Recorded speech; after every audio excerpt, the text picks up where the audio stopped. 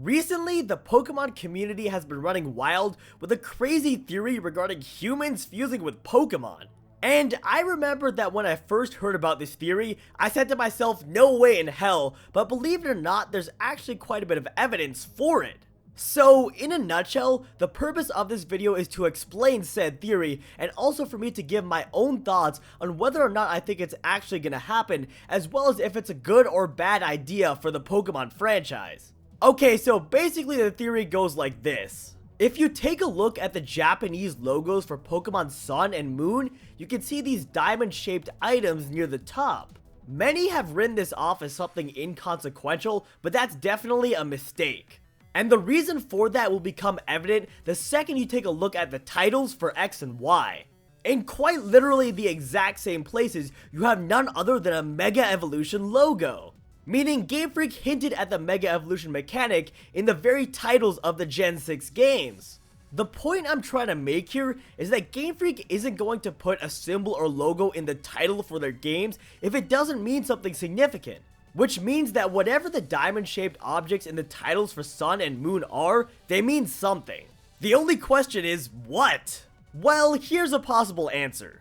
Around 5 years ago, a manga called Pokemon Reburst was released for the first time.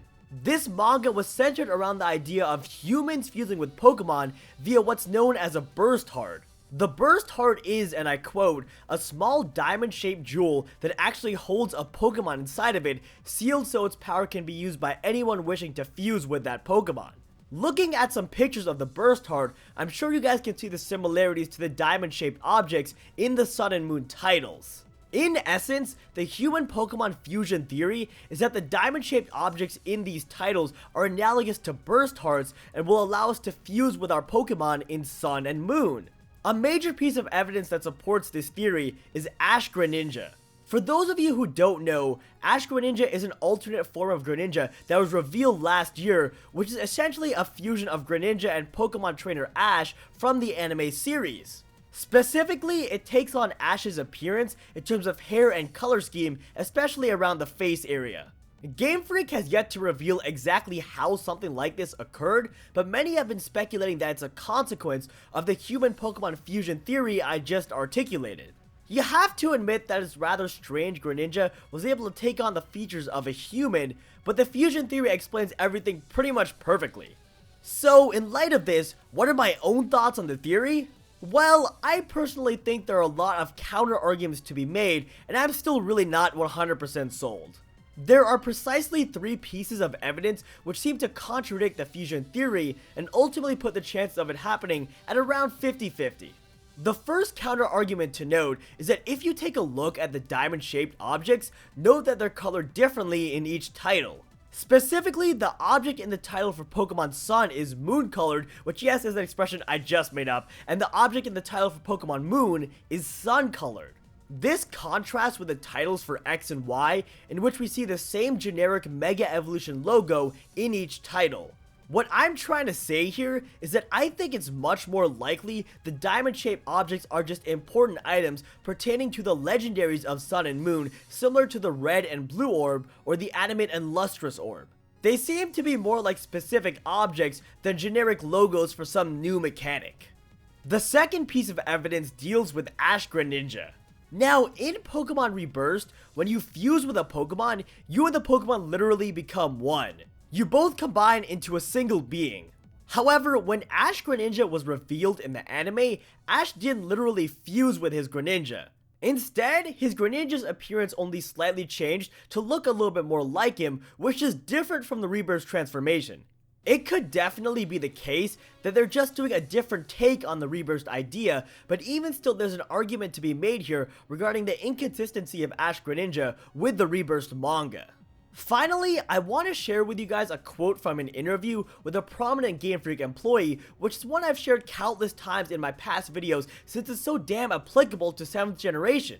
When asked what the next generations of Pokemon games will be like if such a plan exists, Ken Sugimori commented that they will not add more layers of complexity, but rather revert to simplicity, in part by using elements found in Pokemon Red and Green. Therefore, there is now speculation that Game Freak may opt for this route in developing Generation 7.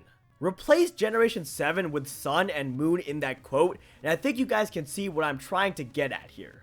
Game Freak actually seems pretty bent on trying to simplify their games as opposed to introducing crazy complex mechanics like humans fusing with Pokemon.